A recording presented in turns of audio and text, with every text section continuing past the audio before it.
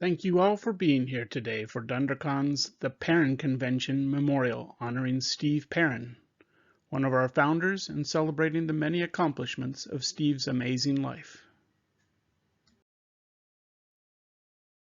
I want to acknowledge that there are many people who can't be here today who still want to honor Steve.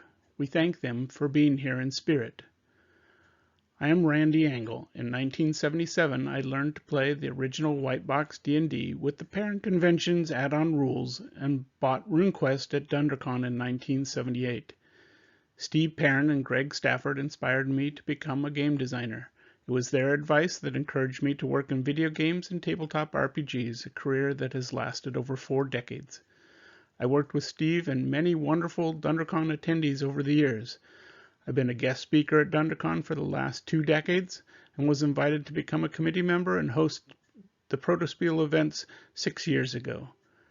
These days I tend to publish my own tabletop RPG designs and teach game design and development, mentoring and inspiring my students in the same way that Steve did for me over 40 years ago. It is my honor to be here today. Growing up in Santa Barbara, Steve was an avid comic book fanatic. He dreamed of the stories and lives of superheroes that inspired him to write his own comic book stories. He wrote to the letter pages and even published his own comic book zines under the Perrin Comic Company. It was comics that launched Steve into the adventure of the Terrible Five, a group of Steve's friends who set out to conquer San Francisco comic book and science fiction convention scene during the 1960s. The Terrible Five were Steve Perrin, Paul Mosslander, Johnny Chambers, Clint Bigglestone, and Steve Henderson. Bigglestone and Henderson would collaborate with Steve for many more years to come. Also, while in high school, he met a like-minded teen from New Jersey, and they became fast comic book friends.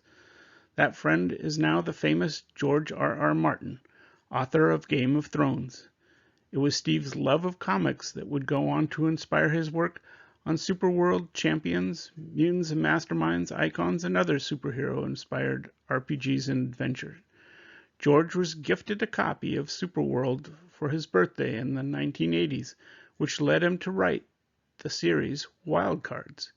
Just a month before Steve passed, he got a copy of the Wildcards book Joker Moon from George R.R. Martin, containing Steve's first published story in the book series he inspired.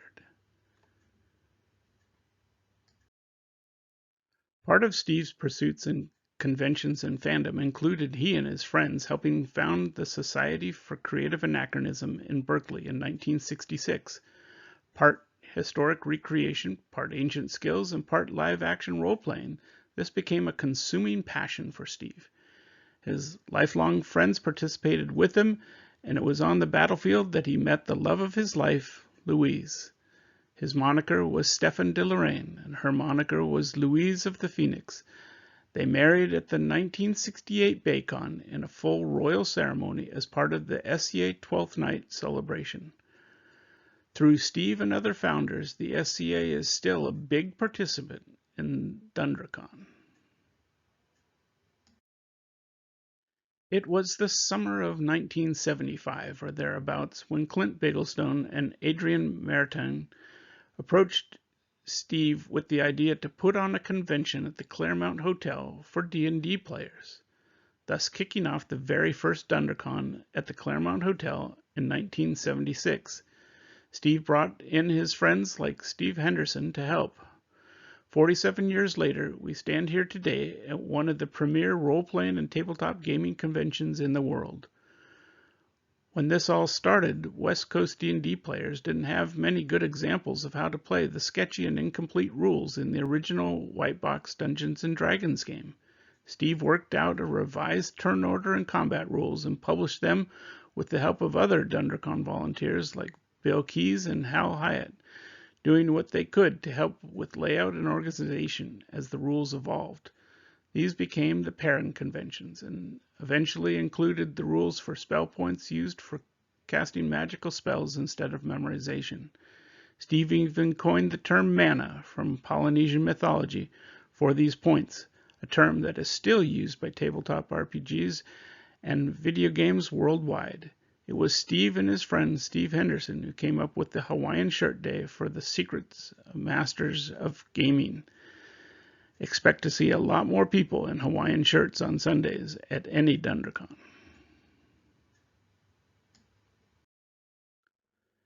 It was Steve's foray into fixing D&D that launched his long career as a role-playing game designer.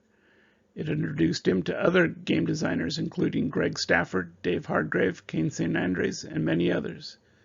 It led to working on rules for Greg Stafford's RPG for Glorantha called RuneQuest, an innovative set of RPG mechanics that changed what an RPG could be.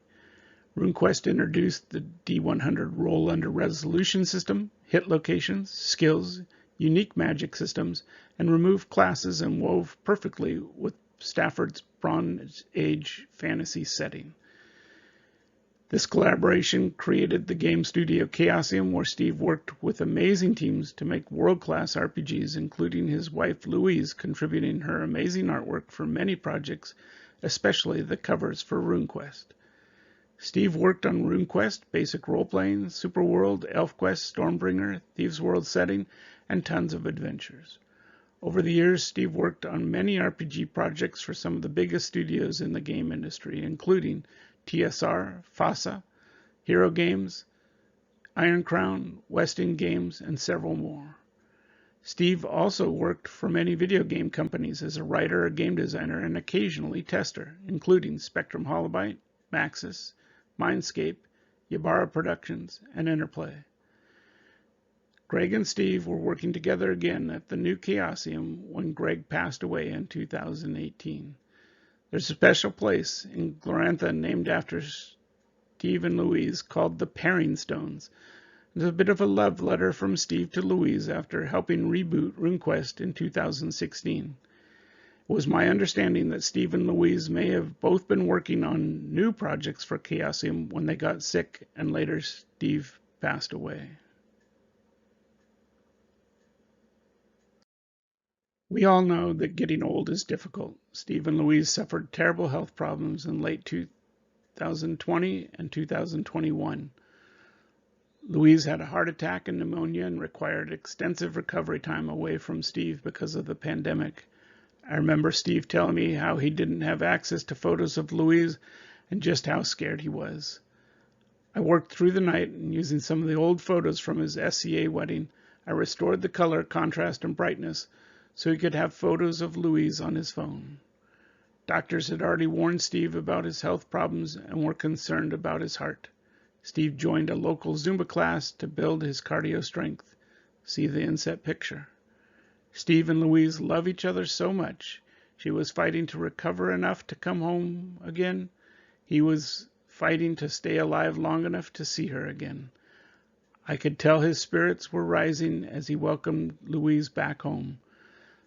The larger photo is of Louise back home again. Steve collected little bits of history and inspirational materials throughout his travels. I'm not sure he ever saw the film Kingdom of Heaven, but he saved the Knight's Oath from that movie to his Facebook photos. It typifies the kind of heroics and chivalry that Steve believed in, and the code by which he lived his life, made friends, and became a leader of people. Be without fear in the face of your enemies. Be brave and upright that God may love thee. Speak the truth always, even if it leads to your death. Safeguard the helpless and do no wrong. That is your oath. And that is so you remember it. Rise a knight. Perhaps Steve will be remembered most for how his efforts made the things he loved better. He has impacted our lives and what we love and hold in our hearts. I think we all were looking forward to seeing Steve again for DunDraCon in Santa Clara this year. Steve will always be here in spirit. I'm sure that there are other people who have their own memories of Steve. Please come to the microphone if you can and tell us your story, or post it to the comments below. Vita est finitum, chivalry est eterna. Life is finite, chivalry is forever, by my friend Tom Rafalski. Thank you.